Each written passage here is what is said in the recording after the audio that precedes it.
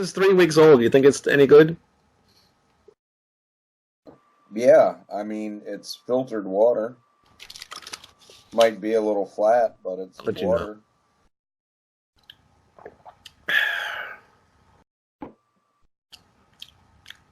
Yeah, it tastes all right. Welcome to Rat Salad Review. We are here today with myself and the Noggle. The dragon. The Noggle. No. No, you're the Noggle. Yeah, you are. No. Today you are. I'm putting the Noggle right underneath your picture this week. Yeah. No. All right, then I'll just spell it backwards. No, we're not going to do anything with my last name. All right, we won't. I won't even give you a last name. Actually, I'm not even going to put a name under your picture or your video this year. This year. Welcome to Rat Salad Review. Yeah. No, I first of all, like I don't associate with that side of the family. I'd change it if I could afford to, but also I find that very, very disrespectful to be called by your last name like that. You think so? It irritates the living piss out of me. We're not in the military. Cut it the fuck out. It used to bother me when in school, because all the people, like, especially if you went to gym, they would say your last name like that. Yeah. That would annoy the shit out of me, because that's like a sports thing, you know, and I'm not into sports. I hate that. Nope, and I hate it. I can't stand it. Me neither. So if you do that, fuck you. Yeah, even though you just tried to do it to me, so. I know. That's because it's... What's that? That's just because it's annoying, and I love to be annoying. Oh, yeah. Yeah. One of us has to be annoying on this show, right? Sure.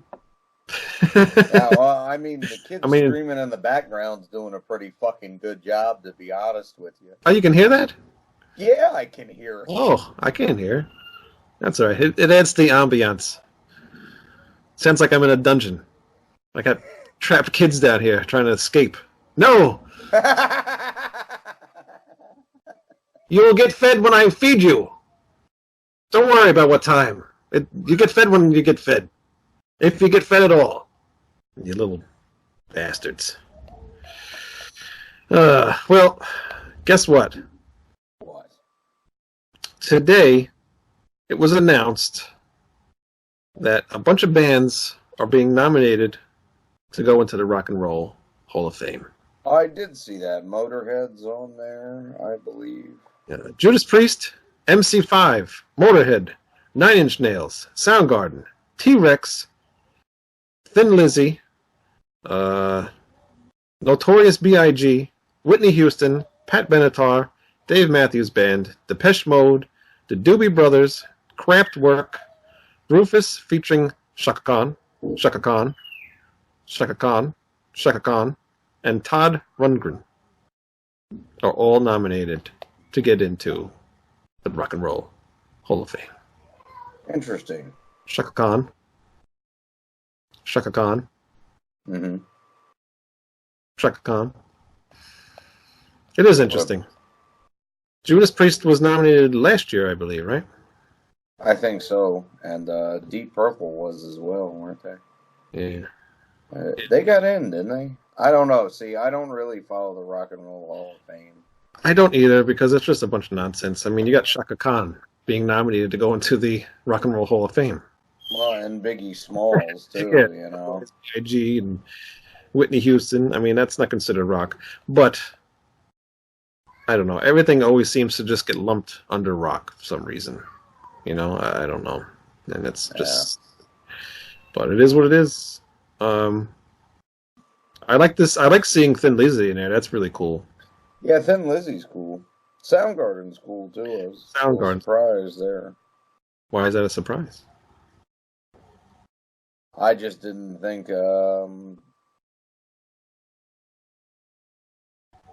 Well, actually, honestly, I thought they were already in there because I remember Chris Cornell being at a performance a couple of years ago.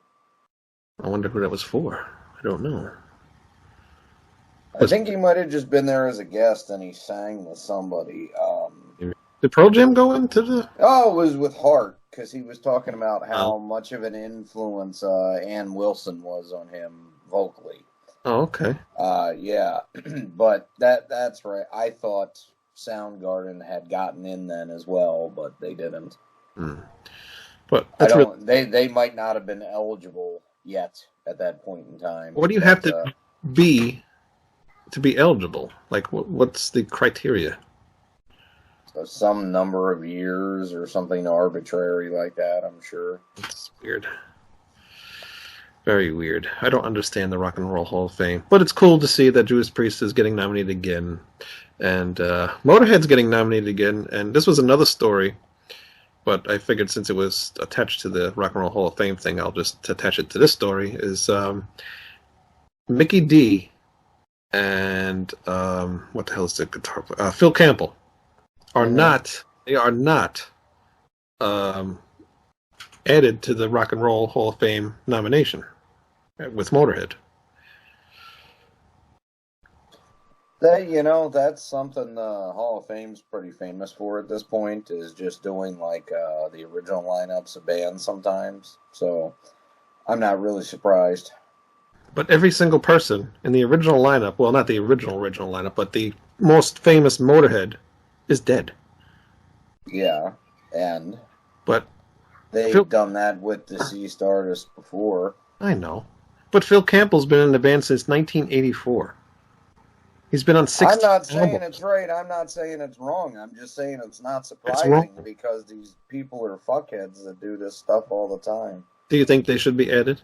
I mean, Phil Campbell's been in there for, what, 16 years, it says.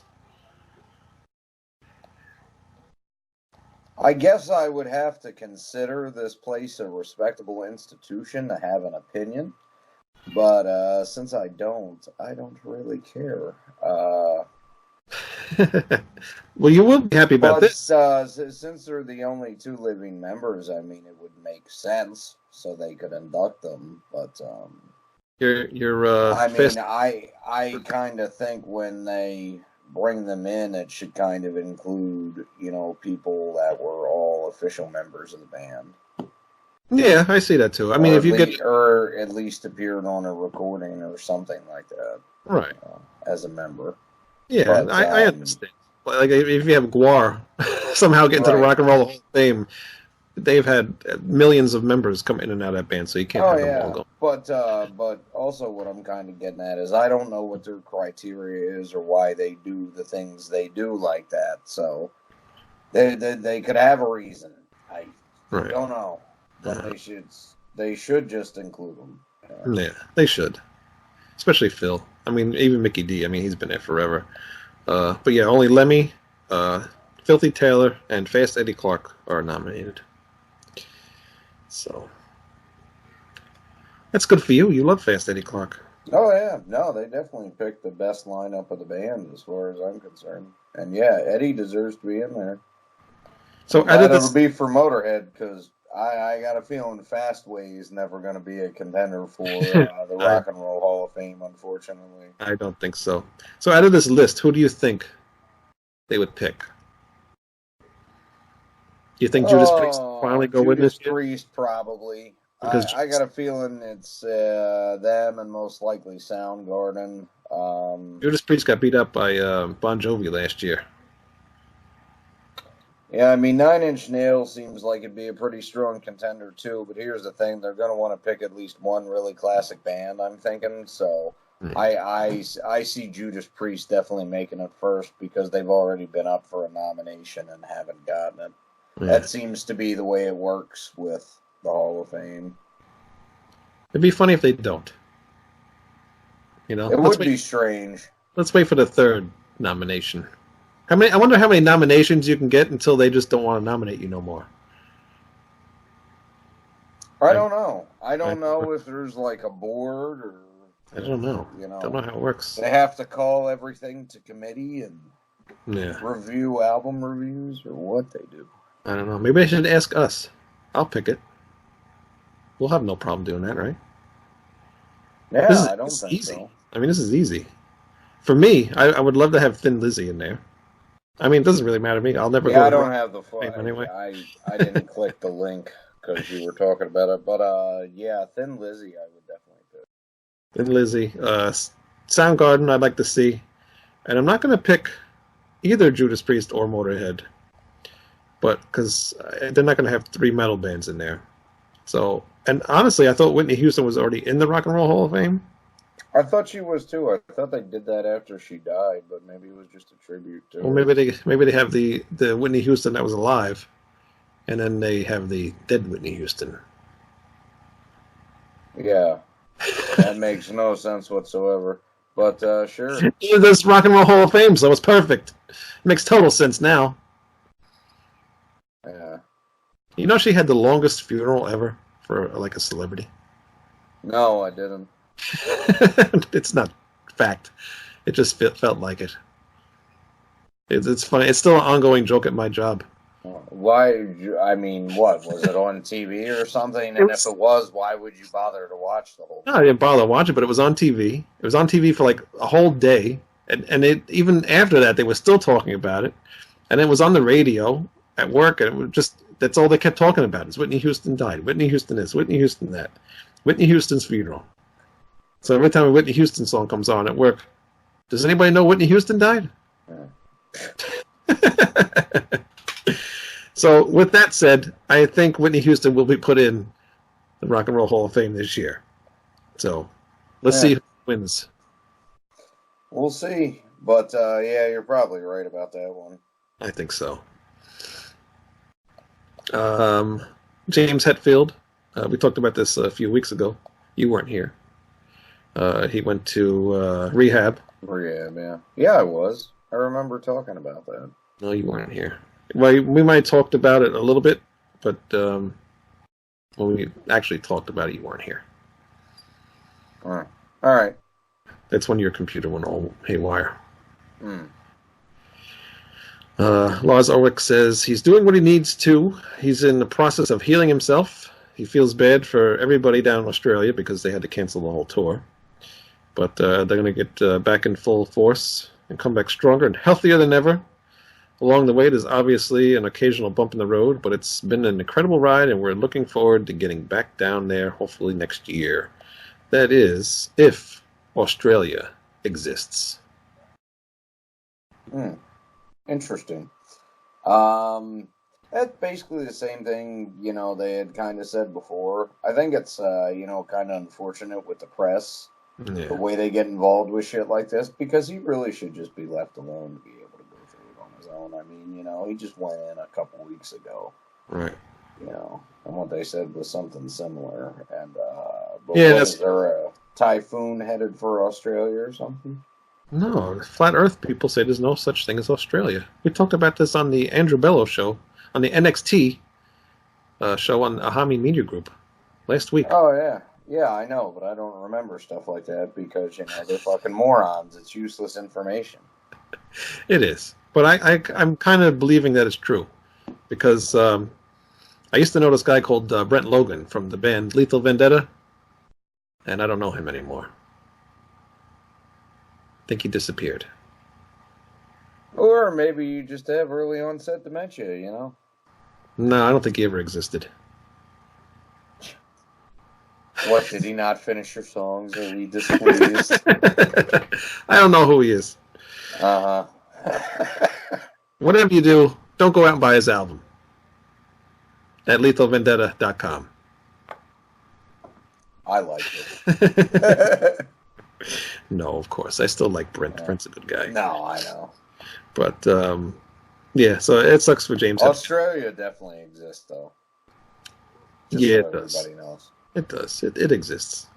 And 9/11 was not a government conspiracy, you stupid bastards. All right. But, James is doing good, and that's the important part here. Before Wayne tries to fill everybody's ears with crazy. We need to have Billy Ray Valentine back on the show. You forget him too? Oh wait, you weren't. Well, yeah, you were here for that. Yeah. Oh no, you lost that show too, didn't you? Or were you here? Were you here for the whole show with that one? I don't remember now.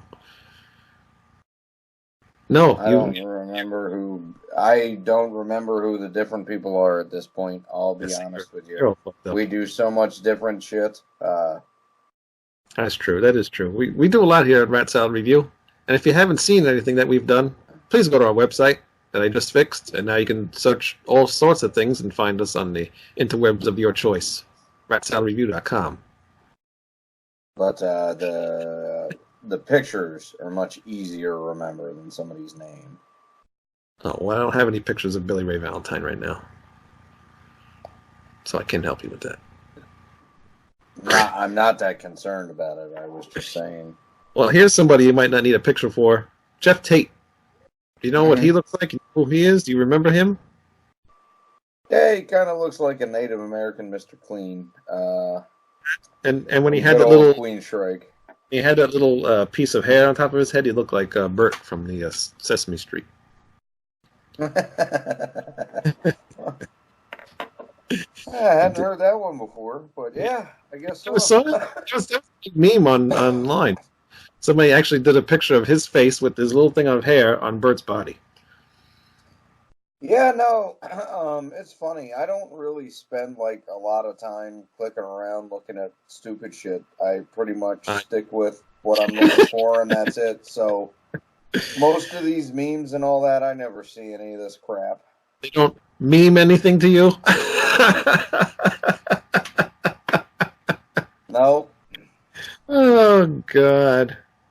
Well, not as much as reaction videos mean to you.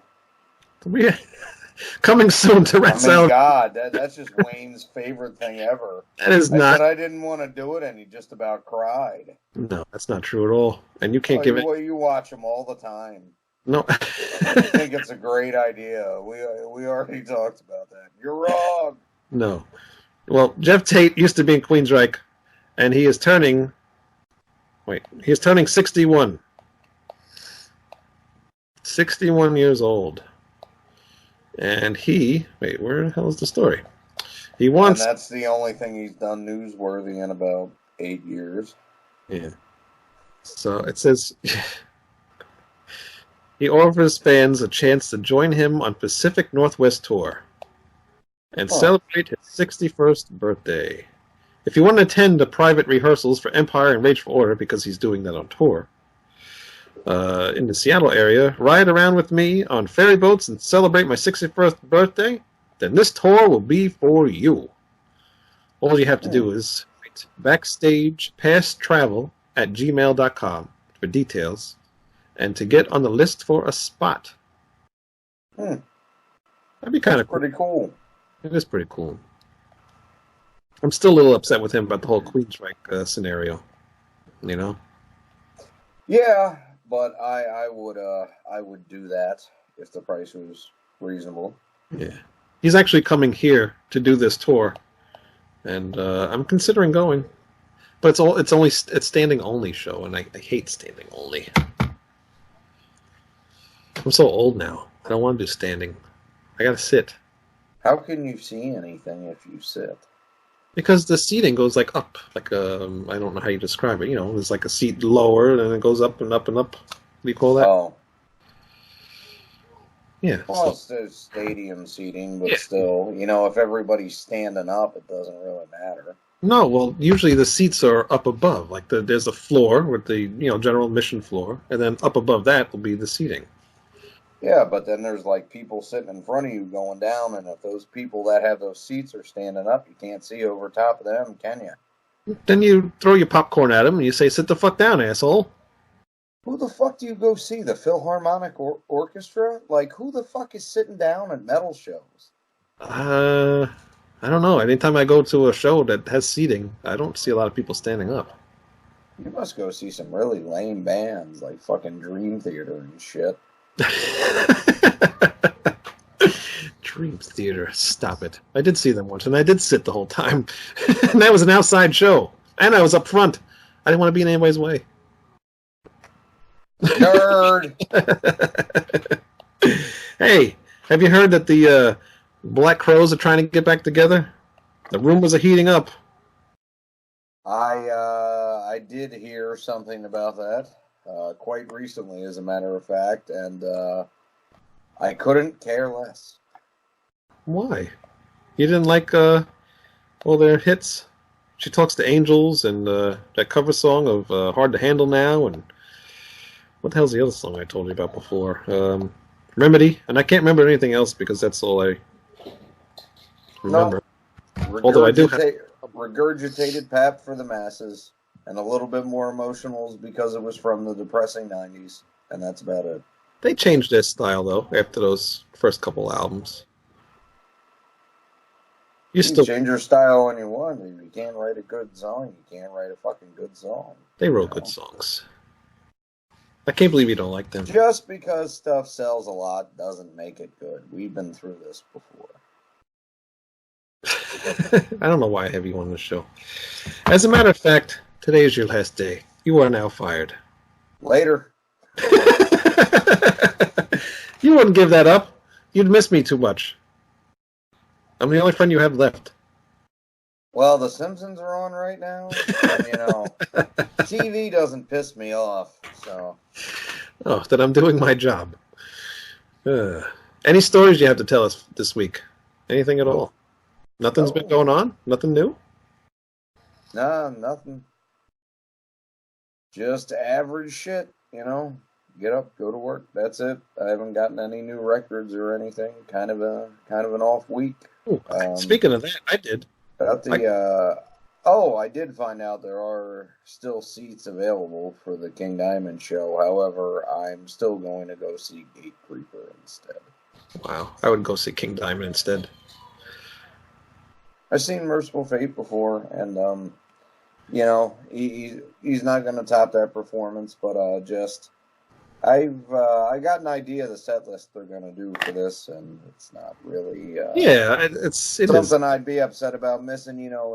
It's King. He's got his wife doing the vocals for him partially now.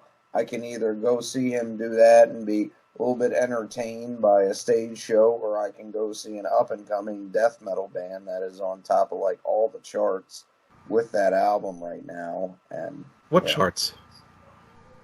Hang on. I gotta plug this in before the battery dies. Billboard charts? I don't see any death metal band being on any Billboard chart. While he's not here, I can make fun of his... Go to their Facebook page and look it up, and it gives the statistics for the crap. I don't specifically know exactly what charts they are and stuff, but it says they're charts. Oh, so the band's doing it themselves. They could be lying. The band's not doing it themselves. It's the record label that mentions it on there. They just tagged them in the page because, advertising, bud. But, I don't know. I would think they're lying. No death metal bands on any chart. Hey, it's this possible. Isn't the Nielsen sound scan era anymore, Grandpa. Next week you're going to don't mean what they used to. Next week you're going to tell me Gatekeeper is nominated to be in the Rock and Roll Hall of Fame. Charts aren't the same as they used to be. It's not the Nielsen sound scan era anymore. There's things are sold way differently, especially with digital signals, and there's different charts. You still think the Grammys matter? Get with the times. They don't? They never did. What about the daytime Grammys? Do the daytime Grammys matter?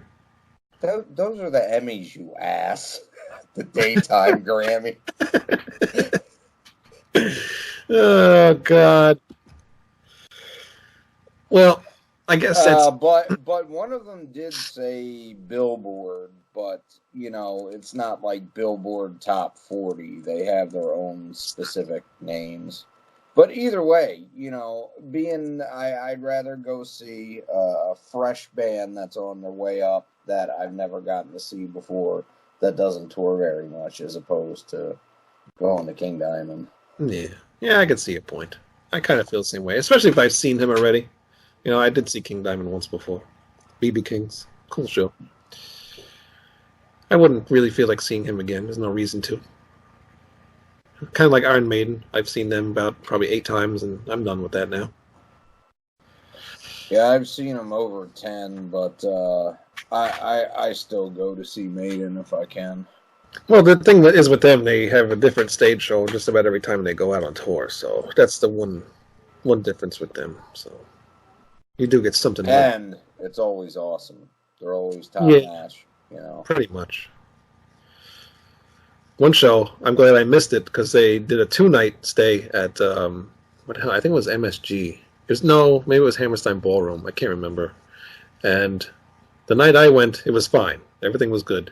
The second night, somebody spilled beer on the mixing board or whatever, soundboard. Ooh. And yeah, they had to end the concert early. A lot of people weren't happy. Yeah, nobody was happy for that. But I think they only had like one more song left, so it didn't really matter. Still, though. Still, yeah, Annoying. exactly. Yeah. But yeah, so that's it for the news. Now, I did an interview with Michael Jargo. Who the hell's Michael Jargo? Well, Michael Jargo is on the Hamin Media Group. He does a couple different shows. He also has his own network, the Hitting the Marks podcast network, which he does talk about. And he usually does wrestling shows and stuff like that. But actually, he used to be in a band for a while. And a bunch of different bands. So we talked about Helloween because he what the hell happened where we got to talk about Helloween? I don't remember. Something I wrote on Twitter, and then he made a comment. Oh, he made a comment with a picture of Chris Jericho. He took a picture of Chris Jericho a while back, and he told me a little story about him, Chris Jericho picking his name Jericho because of Walls of Jericho, the Helloween album. So he thought he was schooling me, but he wasn't because I'm the ultimate Helloween fan. Although I'm not. There's more bigger Helloween fans than I am, even though it's my favorite band. But yeah, so we did some Helloween talk and just random stuff because we would go off like how we do on this show. We'll talk about one subject and go on to another. So we kind of did that. But yeah, give it a look-see. Michael Jargo, a really cool guy. We hope to have him back on here to do an album versus album, which should be soon. And yeah. That's it. That's all I got to say. Yeah, well, I got one more thing to say here. Well, I mean, definitely check out the video. But looking at it right now, official from Relapse Records, Gate Creeper, Deserted, Billboard chart numbers, Heat Seekers albums, #1, current hard music albums, #2, independent label current albums, #9, current rock albums, #12. Top current albums, #26, and Billboard's top albums, #27. Wow! Well, congratulations, great gatekeeper. Gate Creeper. Gate Creeper. Jesus. Yes. And on that note, go check out Michael Jargo and me talking about Helloween and other musical stuff. Yes. See ya. All right. Well, let me start the show. Well, the show's already started. I'm going to add all this shit in anyway. Oh, I see how it is. Just go ahead and scheme me into saying all kinds of crazy, wild shit. Yep. Now everybody's going to know your whole life story. Well, at least my daughter's whole life story. Born in a bathtub and likes watching Disney Pixar movies. All right, check. We know the shit out of her. And that is the kind of shit that you hear on Rat Salad Review. We are here today with Michael Jargo. Right? I did say your name right. Yes, you did. Yep. I'm like, wait a minute. Who the hell am I talking to? I know your last name. You know what's funny about that is my podcast partner, Rick Vickery. Right. When we started the Hitting the Marks Pro Wrestling podcast, I called it the 10-episode rib. Right. He called me Yargo for the first 10 episodes of our own freaking show. And I didn't correct him until episode 10. It was the 10-episode rib. True story. Well, that's all right. We had Billy Ray on the other day, and he kept calling me Wayne Moon. And I had no idea. I didn't realize I couldn't. You can't tell over the microphone between an N and an M. Right. So I just went along with it. And then at the end, he goes, "Oh, I've been calling you Moon the whole time." I was like, "Oh, I didn't know." Billy Ray Valentine is half crazy. He is, but he's a very cool guy. Very talkative. And but very knowledgeable about music. I listened to his show Infinite Fringe, and he knows a lot about that stuff. But you wouldn't think he knew a lot about music, but he's very involved. I think he just fakes it really, really well. It's possible. I did sense a little bullshit. You should have him come on and give his conspiracy theory about the Beatles. It's great stuff. Okay. About the Paul McCartney swap out. Oh yes, yes, yes. Actually, yeah. What's his name? Vince Russo. Oh He started yes. talking about that. Yeah, he did a whole thing about that. He had a guest on his show about that whole thing. And actually, I used to be into the Beatles when I was younger, and then I grown out of them. And then my brother started listening to them, and he just constantly listened to it. So I was like, I'm sick of the Beatles. I don't want to hear this shit no more. And My then wife is a huge Beatles fan, yeah, and I am not. yeah, And so every time I hear a Monkey song, yeah. I look at her and I go, "This is my favorite Beatles tune."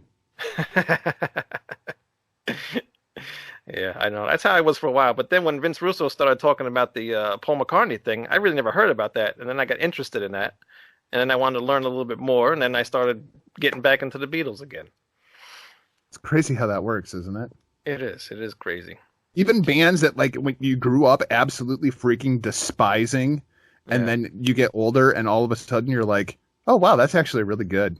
Yeah. Like not too long ago, I got into Genesis and fucking David Bowie. Like I didn't like that shit when I was Oh, younger. I love me some Bowie. Yeah. Now I do. Yeah. Especially the early stuff. But back then, no. I mean, maybe what the hell's that song?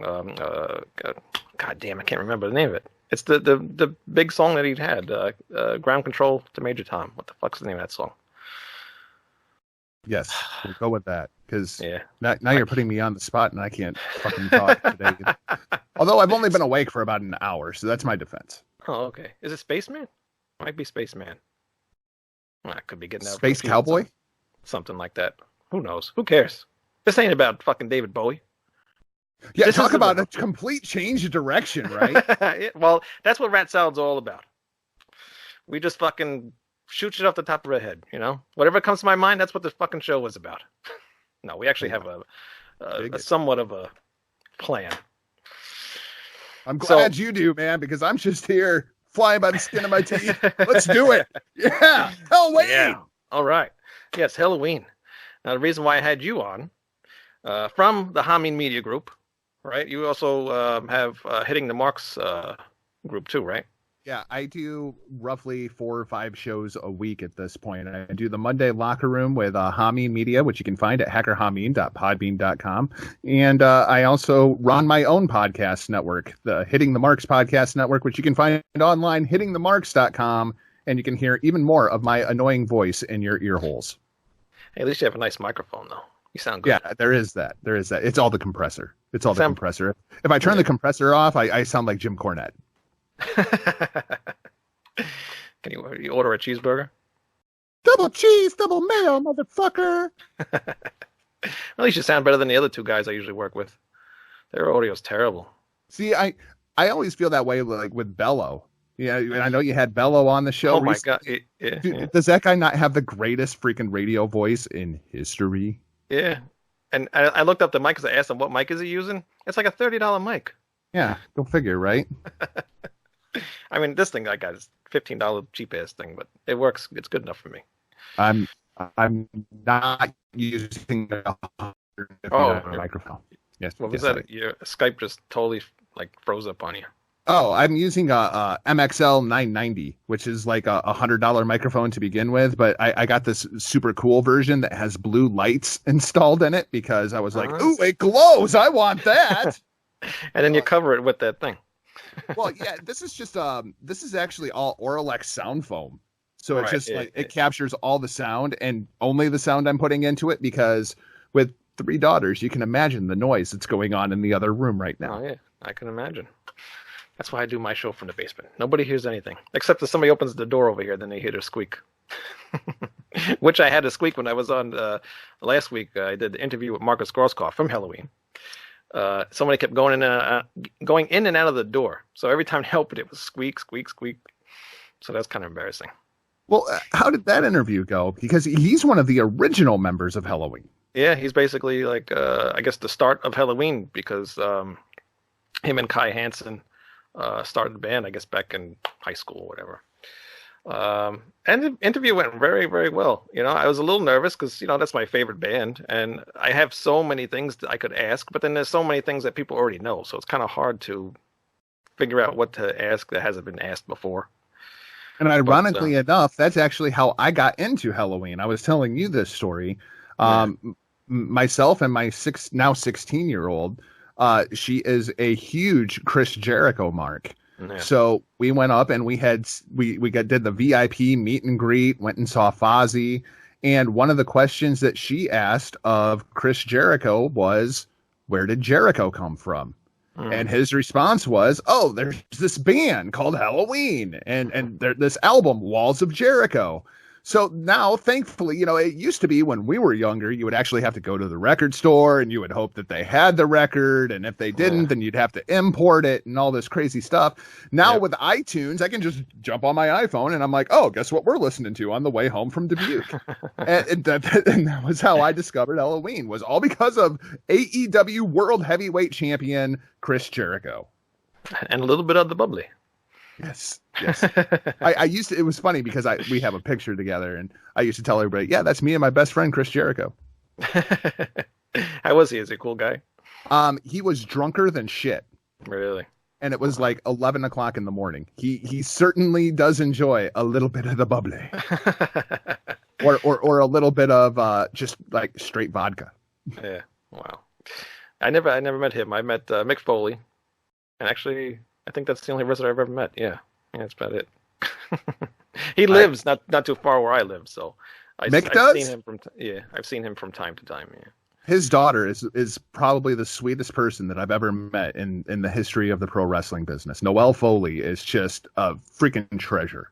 Really? Yeah, she seems to be. I'm surprised that they haven't hired her to do something on WWE. Yeah, that is surprising. But as much as she hangs out at AEW shows, that could have something to do with it. She only does two things in life, it seems like. She goes to Disneyland and she goes to AEW shows. Wow. Well, I guess we'll be seeing her in October. Yeah, next week. My life's about to get insane. Yeah, did you guys straighten all that out yet or no? No, we're actually doing that in just a couple of hours. So, by the time you actually hear this podcast, I may have been fired from Hamin Media. It's entirely possible. So forget everything that you talked about in the beginning of this episode. Yes, exactly. Just find me at hittingthemarks.com. Yeah, at least you'll be there. Yeah, that's we're kind of like Impact Wrestling. When you own your own platform, you can just do whatever the hell you want.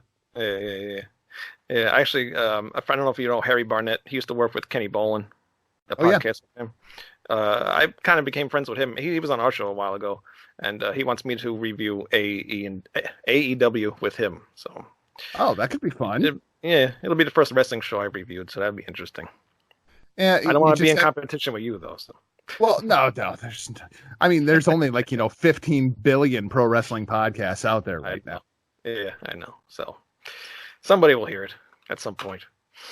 We hope. Yeah. And if not, screw them. Yeah, exactly.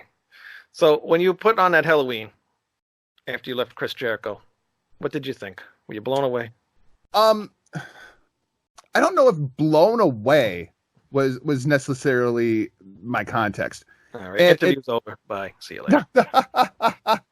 No, I feel like Helloween is kind of number one.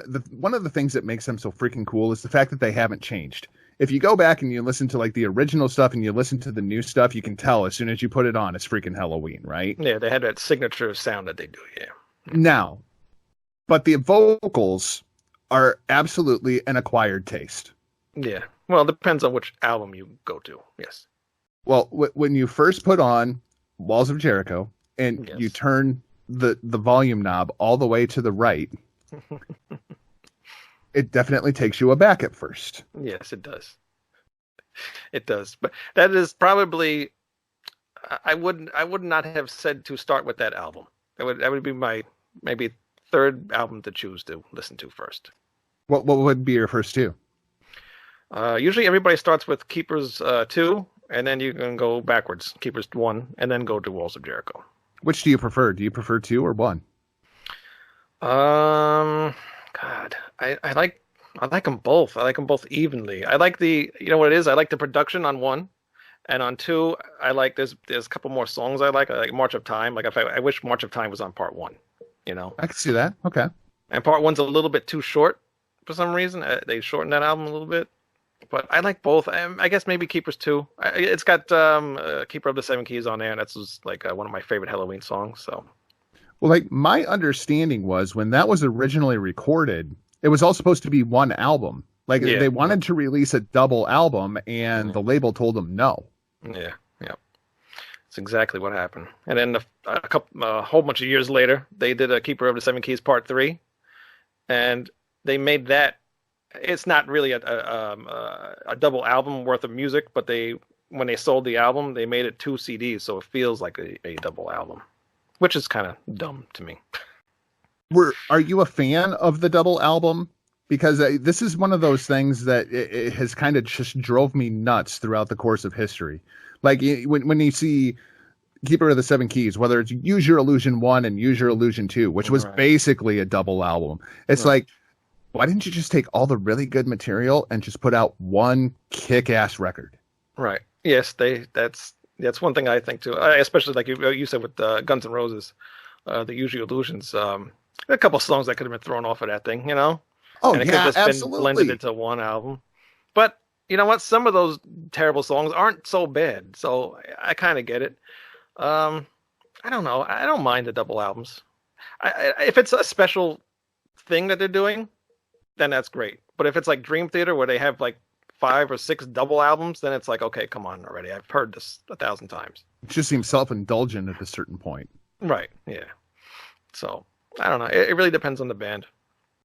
Yeah, I can support that. I've never been a fan of the double album. It's like just give me one really good album, and it's kind of the same complaint I have with Monday Night Raw, where it's just like my attention span's just not that long.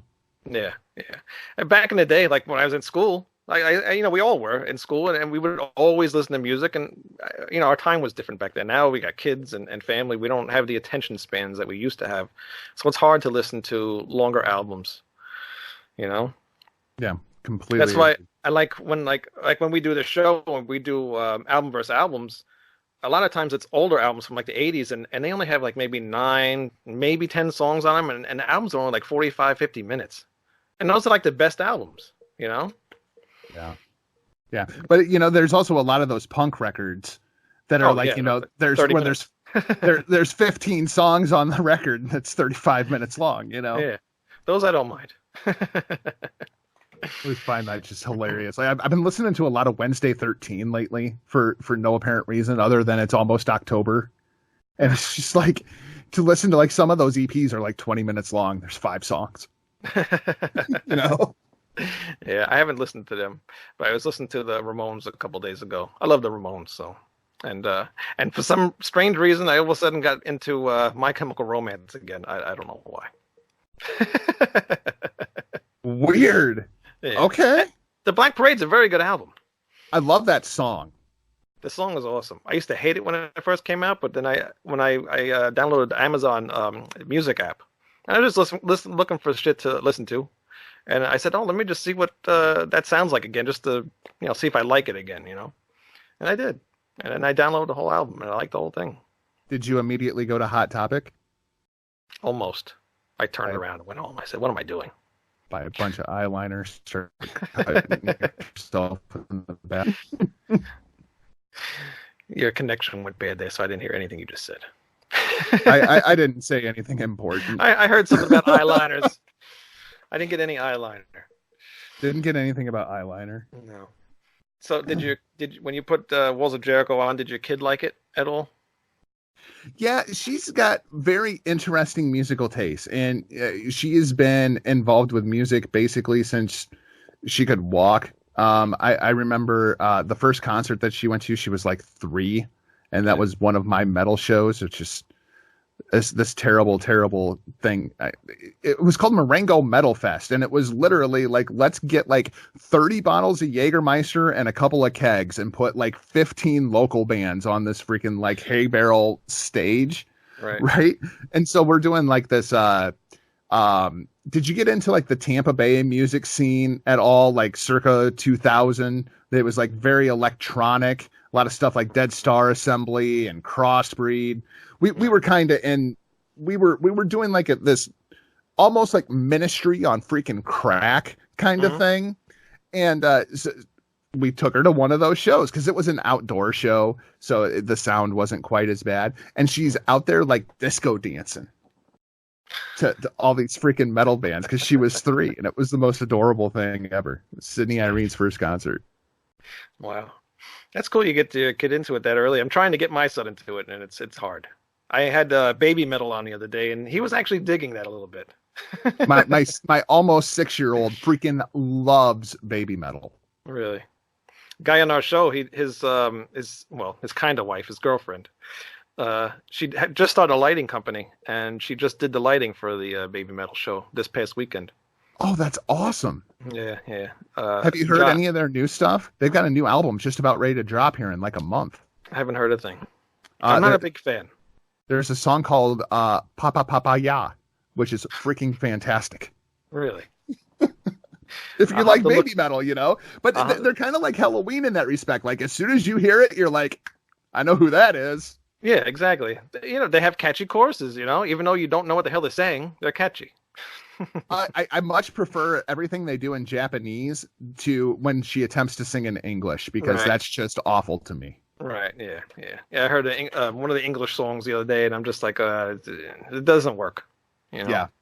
Yep. Some bands now can they're get down away to with two. They're down to 2 members of Baby Metal, and they've got like a rotating cast for like the 3rd member. Oh, really? Okay, that's interesting. Don't know. See, I'm not big up on the baby metal. Maybe I played it today at work, and they were like, "What the fuck is this shit? Turn it off." That was literally my first impression. I remember the first time I saw baby metal was they were on Letterman like many years ago, and I'm sitting there and they were playing "Gimme Chocolate," and I'm just like, "What the fuck is this?" I mean, that was really my first impression of baby. What the fuck is this? Yeah. Who the hell thought that would be so popular? You know, so weird. But yeah, and it's not just baby metal. Basically, anything Japanese that you want to talk about, I'm your guy. I'm thoroughly entrenched into Japanese culture. Really? Well, I have no idea about anything Japanese. So they're so much better than Americans. Except the J-pop. That's, I don't know. Yeah, but baby metal, that's where they came from. Was the Japanese pop scene. It was just a different producer bought their rights and put together baby metal. Wow. Yeah. It's very much like a slave trade over there. You hear any of the Japanese like power metal type stuff? That's kind of like Helloween. Basically Hiroshi Tanahashi, you know. Hiroshi Tanahashi is he's the ace of New Japan Pro Wrestling, and he also really wants to be in Van Halen. Like he dresses, you know the iconic Eddie Van Halen like striped guitar. That's like what his gear all looks like to me. It looks like Eddie Van Halen's guitar, and he comes out. He still plays air guitar, and he does like the Japanese power metal thing. And now he actually does have a band over in Japan. I forget the freaking name of it, but yeah, that's pretty much my exposure to the Japanese power metal scene. Wow. But I know it's huge because entertainers of any variety over there is almost godlike. They are so over the top. There's this one band called Versailles, I think it's called, and they dress up like characters from Castlevania. It's like ridiculous. I think the singer died, so I don't think they're around anymore. But and I was searching other bands too, and they all kind of have that majestic, like going to a ball, you know, costumes on it. It's cool to see it. It's kind of weird because we don't do that here, you know. They do that here, and people are going to laugh at them and think they're, you know, transgenders or whatever, you know.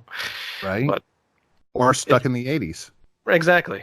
But I think it's cool. I like that kind of stuff. That's why I'm into the power metal, because it has like so many melodies, and it's not like you know, like American metal is just so everybody's the same, you know. It's just there's a formula to every single band, and you can't tell one band from the other. And some power metal bands can't tell one from the other either, but at least they have some kind of melodies in their songs, you know, catchiness and guitar playing. You know, our bands in the U.S. don't do guitar solos half the time anymore. You know, nobody does any of that stuff.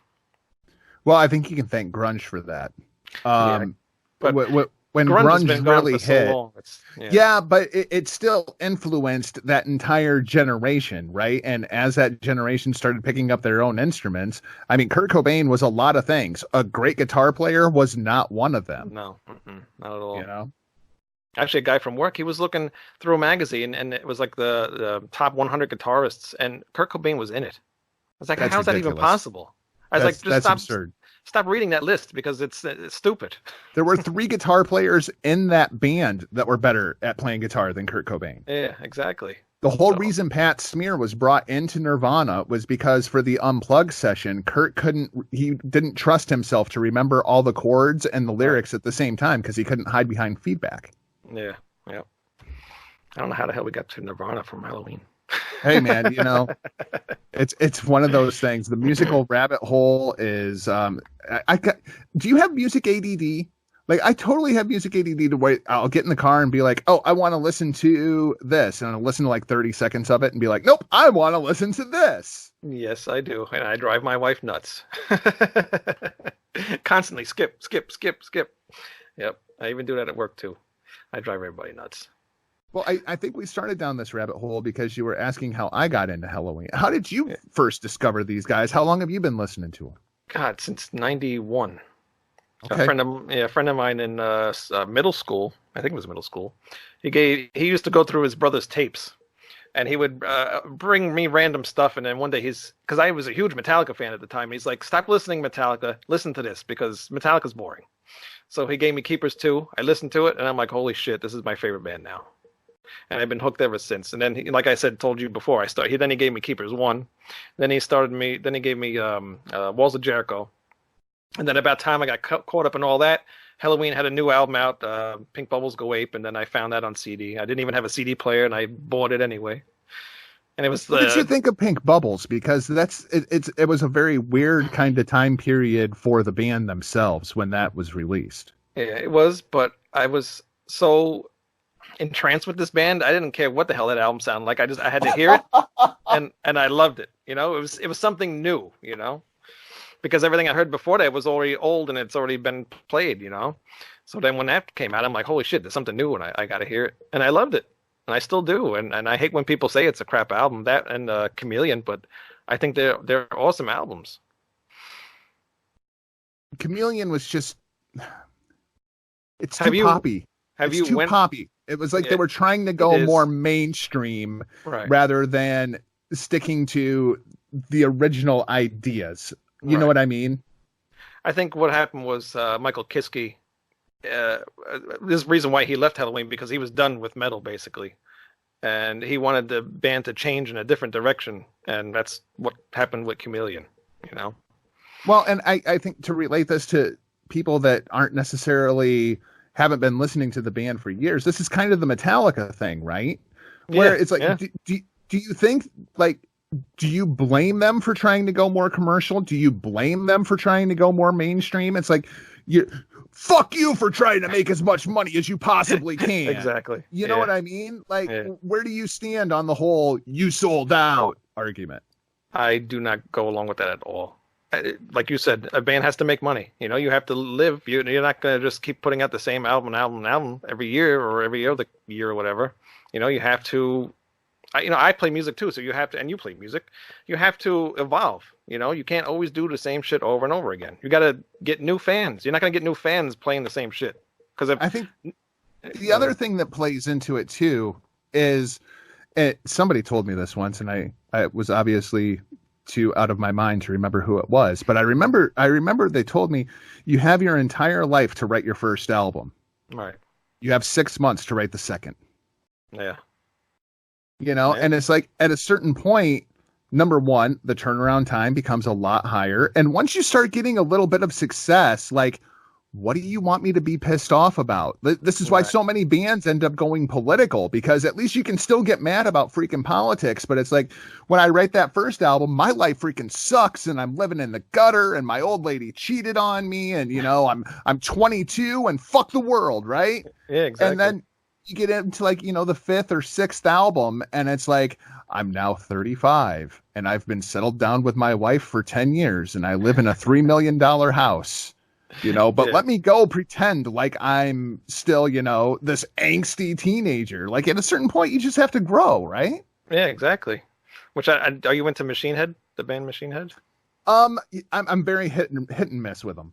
Yeah, they're kind of that way. They actually they never for some reason. I can't. His name is escaping my head right now. The vocalist. I can't think of his name. He's still has anger in him. So every Machine Head album, they still have anger in them. They really never changed. I mean, the last album was a little bit lighter than the usual stuff, but they still kept that anger for some reason. Maybe he just hates everything in general.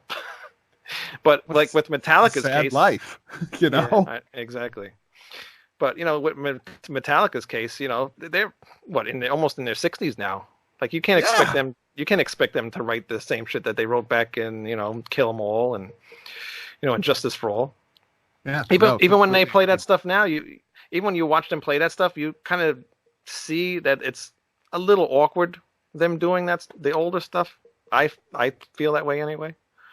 Yeah, but it also gets to the point, like when I listen to bands play music, like I'm a huge Kiss fan, right? Yeah. And if I listen to Kiss go back and play something like off of Destroyer that they have literally been playing for 40 freaking years, yeah, it doesn't have that same feel to it anymore, because it's like, how many times do you think freaking Paul Stanley has played Detroit Rock City? Yeah. Yep. Like, if you never heard that song again, it would probably be far, far too soon. Yeah, it wouldn't matter. And it doesn't help that when that band got all back together and they put the makeup all back on and stuff, they were like, okay, cool, we're killing half of our catalog. Yeah, I know. I love The Elder for some weird reason, and they will never play anything off of that. I mean, I'm a Kiss fan, and I don't even like The Elder. Really? Go back and listen to it. I do like a lot of their 80s stuff that like people like just completely shit on, though. Like I really enjoyed Lick It Up. Crazy Nights was freaking fantastic. Crazy Nights is awesome, yeah. And they never play that anymore. I've seen them 9 freaking times. I've never heard them play Crazy Nights. No, nope, not at all. Which I don't get. Back to Helloween. How far did you go in Helloween's catalog? I go probably like mid to late 90s. Like when we started having this conversation and I was like going through and looking at, some of the lineup changes and stuff, I didn't even realize that these guys have put out so many albums just like since the year 2000. And I went back and I listened to some of the stuff, and it's crazy because it's like, as soon as you put it on, it's like, holy crap. Like these guys are stuck in a time machine that's like 1986. Yeah. And somehow they still, and it's not even just the material that they're playing, it's that sound. Like it still sounds like it was recorded in 1986. And I don't know how in the world they have accomplished that, if they're working with the same engineer and production team that they've used forever or what, because they have that sound just completely dialed in. Yeah. Now they got new producers back in like 2000-ish, I think. And they've been working with him for a long time, and I really don't like them working with him. I like the old guy that did all the other albums, like Tommy Hansen. He produced all the older stuff, Keepers 1, 2, and Jericho, and basically all their albums up till I think probably 2000 or something. He was the best producer for him. He got the best sound out of them. He got the better songs, I think. But now there's been so many, well, not a lot of new people coming in and out of the band, but there's been they got a new guitar player that's been in the band since I don't even remember. Probably like 2003, maybe. And then they got a new drummer. And they had a problem with a drummer for a while too. But they've changed a lot though. They've gotten more progressive, because they used to be more straightforward power metal. Now they're more progressive, I feel.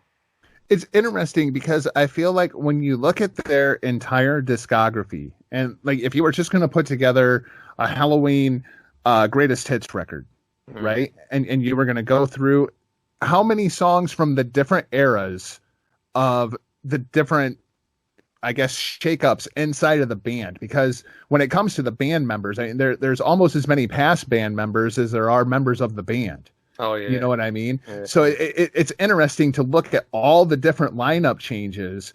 And it's like, yet every record, when you put it on, it's just like, yep, that's Helloween.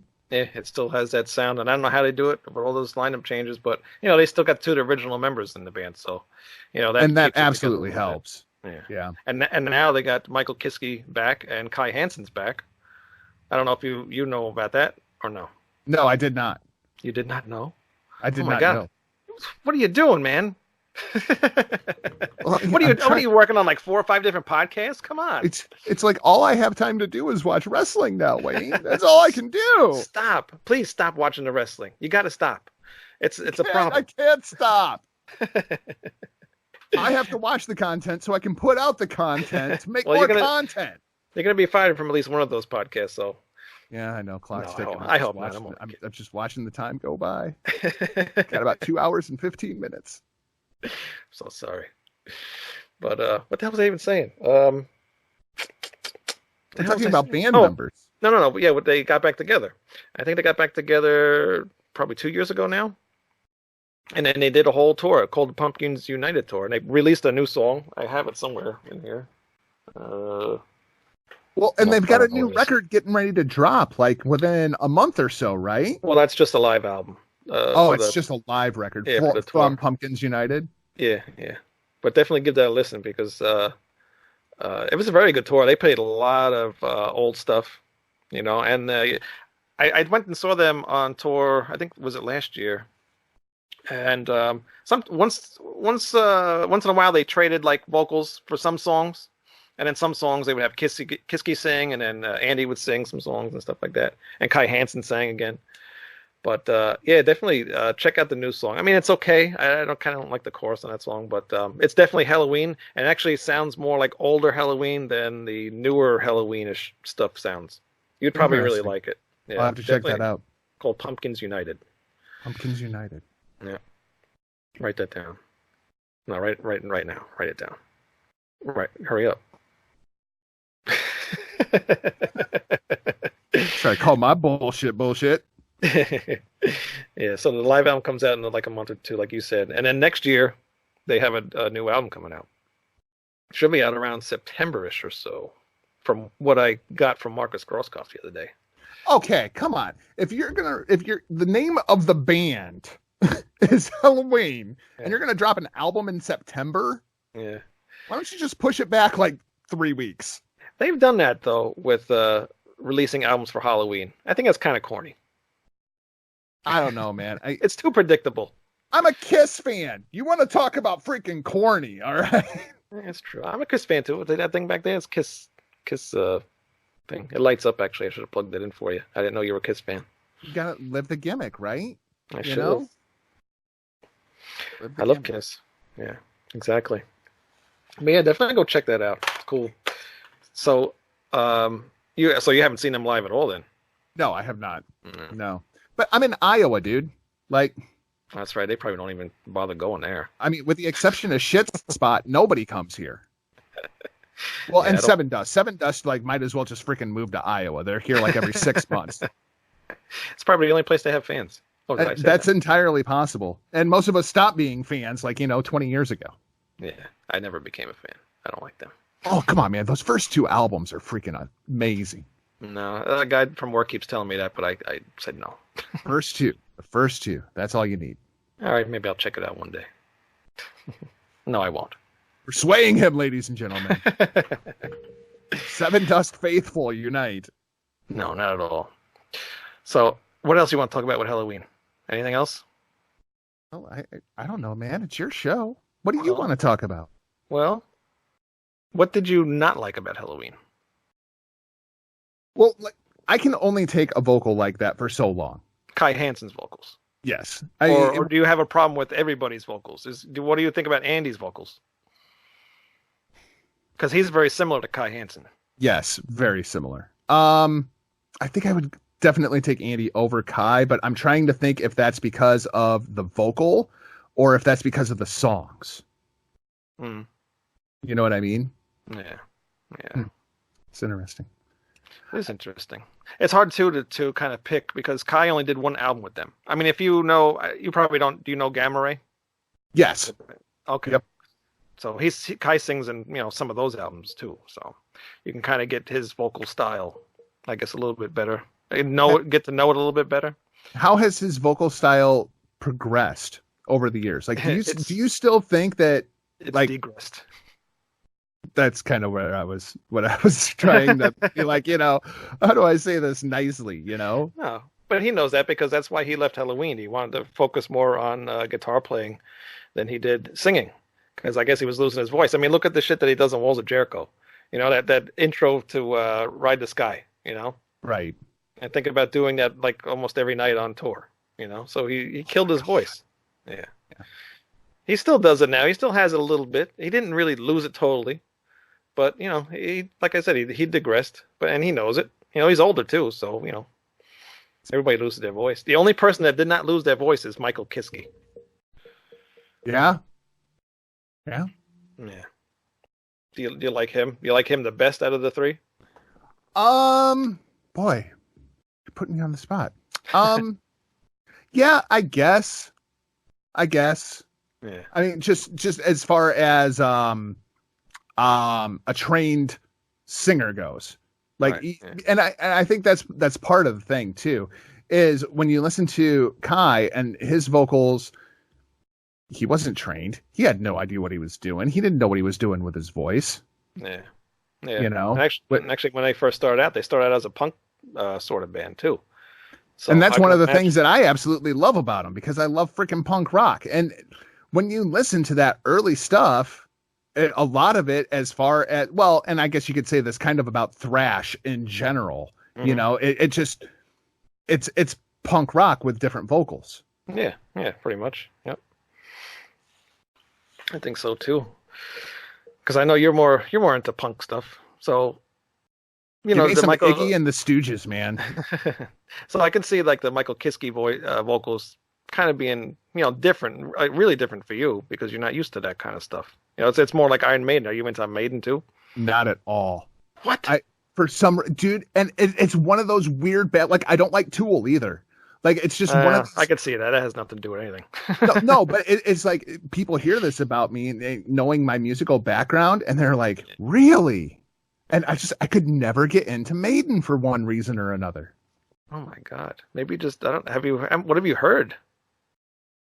Well, I think I've heard everything about As Loud as You Possibly Can Go when it comes to the brother-in-law and riding around in his vehicle, because he absolutely loves Iron Maiden. I don't know what it is, man. It's just they're one of those bands that just never connected with me for one reason or another. Wow. Well, you proved me wrong, because yesterday I was doing like this little interview thing for this website, and I was talking about how most people that listen to rock and metal all have the same thing in what do you call it? Same thing. Crap. God damn it! I hate when I get a brain fart. like everybody, you Like the always same think that. foundation. No, you always think that if you listen to rock and you listen to metal, you're going to listen to Maiden. There's like no way somebody that's not into rock and metal is not going to listen to Maiden. Now you just proved me wrong. Well, I think part of it depends on where you come up throughout the ledger, right? And Right. Iowa is this weird melting pot when it comes to music, because being right in the middle of the country, we get a little bit of everything. So there's like a very, very strong hip hop influence, and there's a very, very strong hard rock influence.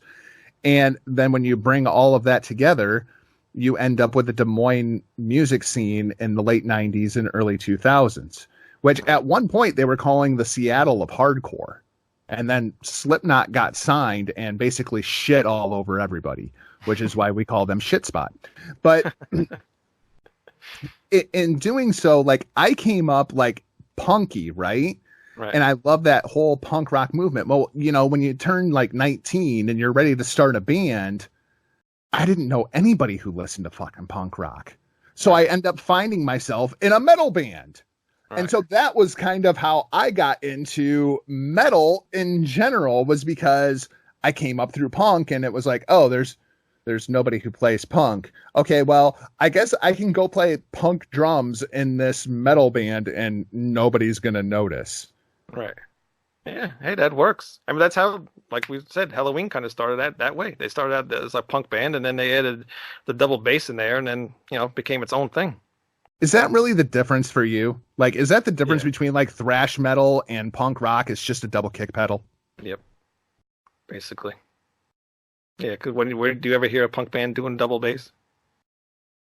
Only if it's like tongue in cheek. Like Travis Barker uses a double kick pedal for no apparent freaking reason. Just to have it. Yeah. There's a lot of those ridiculous punk drummers like Josh Freese, who plays with the Vandals as well as Nine Inch Nails. I mean, you want to talk about two very, very different drumming styles, but it's just like, yeah, I can blast beat for 20 seconds if I want to in the middle of a punk song. They should, bring something different to punk, Well, and it's one of those things where when you look at musical history, and this really applies to the metal scene, and it kind of goes back to what we were talking about earlier with the guitar solos and stuff, right? Yeah. It's like the rock and roll / metal scene used to reinvent itself every like 10 to 15 years. And it was like, when you listen to Hendrix and people were like, oh my God, this is so heavy. And you listen to The Who and it's like, oh my God, this is so heavy. Well, you listen to it now and it's like, come on, my grandpa likes The Who. You know what I mean? And it's like, then Zeppelin came along and pretty much perfected whatever was going on. And then like hair metal happened. And it was like this whole new like reiteration of rock and roll. And then Metallica happened. And then Nirvana happened. And then Korn happened. And since Korn, nothing has changed. Nothing. It's all the music sounds exactly the same since Korn. Like, what's the next evolution? Well, there's that Molcore stuff. Yeah, I guess. That's different. Yeah, it's not necessarily something. good. It's something. I don't know what it is, but it's something. Yeah, I never got that at all. And then did they have is there like a synth metal band? I mean, a lot of bands now, especially like the power metal bands. I don't know if you know like Sabaton. Ever hear them? Mm-mm. They're very popular now. They do a lot of songs about war and stuff, but they had a lot of like synthesizers and stuff in their songs, kind of like a little bit like the '80s kind of pop stuff. But it's more it's metal. I mean, I don't know. Well, and we're seeing a lot of that, especially internationally. I think it's just music in the States sucks. Yeah, nobody has any ideas what to do here anymore.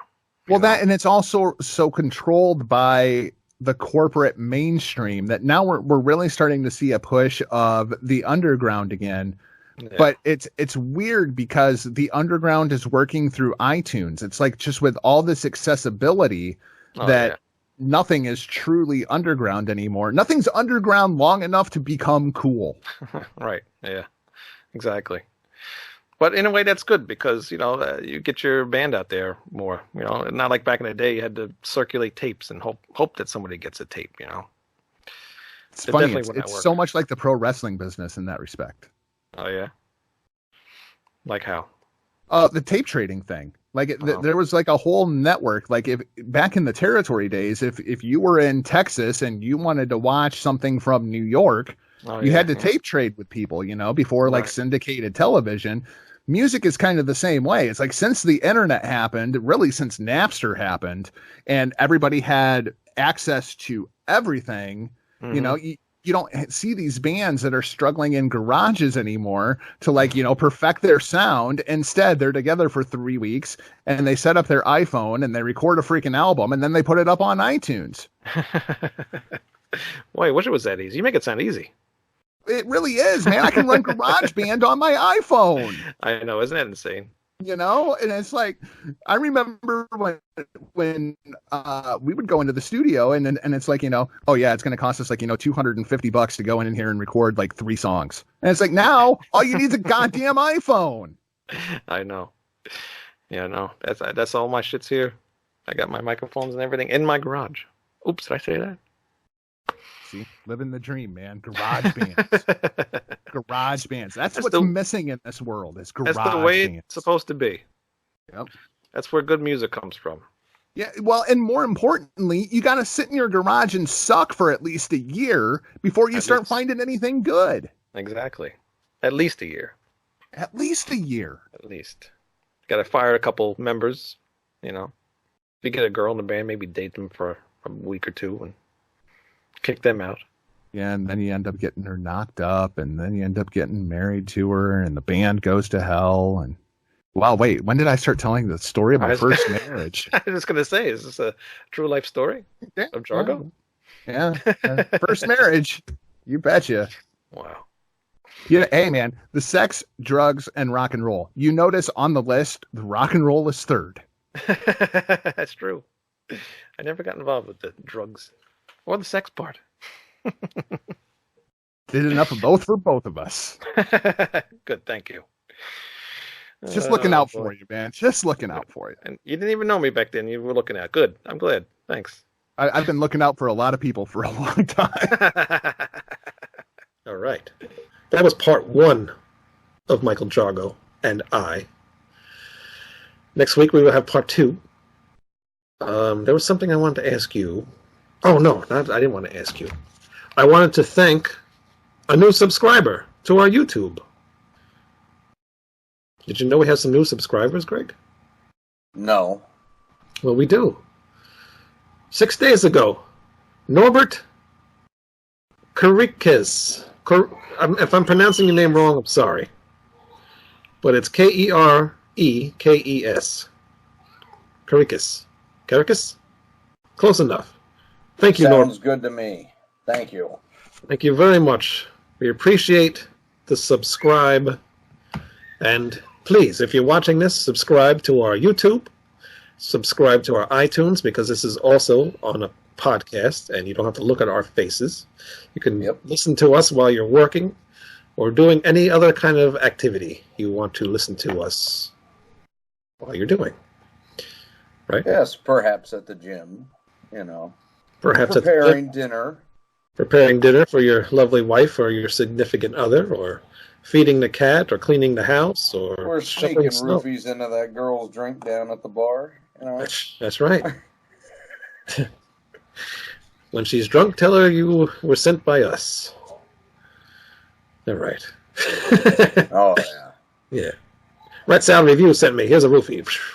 The rat made me do it. Yeah, exactly. Tell him that. All right. We're out of here. Anything else before we leave? Not that I can think of. Great. Slow week. Yeah, it is, man. But I did get some albums. Next time we do this, I'll have to bring the albums that I got.